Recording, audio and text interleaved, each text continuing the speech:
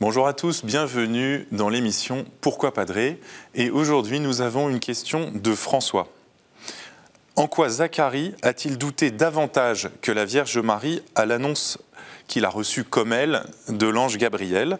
N'ont-ils pas l'un et l'autre demandé seulement une explication? Zacharie s'est retrouvé muet. La Vierge Marie, elle, a semblé bien accueillir l'annonce de l'ange. Alors il faut bien regarder effectivement les différences entre ces deux annonciations qui sont racontées dans le premier chapitre de l'évangile de Saint Luc, l'annonciation à Zacharie, puis celle à Marie. Et Zacharie demande à l'ange, mais comment cela se fera-t-il que sa femme puisse enfanter alors qu'elle est stérile?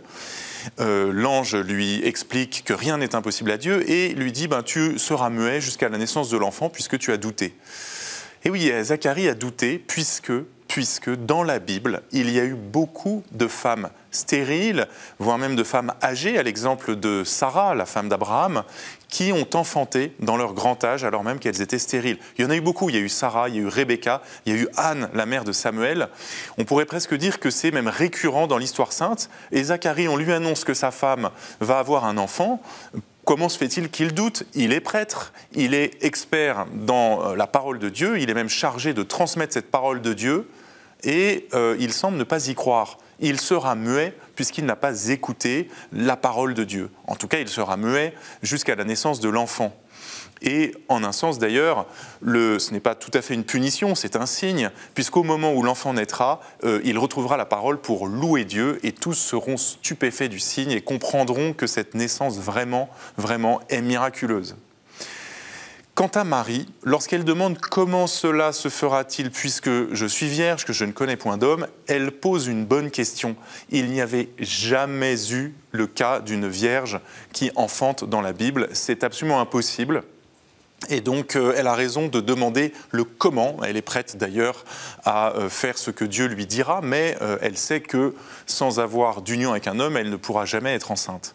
Et là, elle reçoit une réponse tout à fait inédite que la Bible, pourrait-on dire, n'avait jamais vraiment envisagée, même s'il y a une prophétie d'Isaïe qui laisse entendre la possibilité d'une conception virginale, mais elle reçoit une réponse tout à fait inédite. Et alors, on la voit dire cette phrase magnifique, « Que tout se passe pour moi selon ta parole ». Elle répond cela à l'ange Gabriel.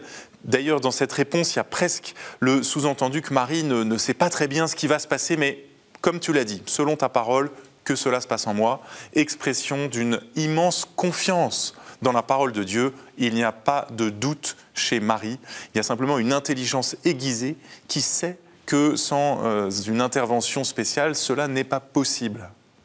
Voilà quelques éléments pour comparer ces deux annonciations et la différence, pourrait-on dire, de traitement entre Zacharie et la Vierge Marie.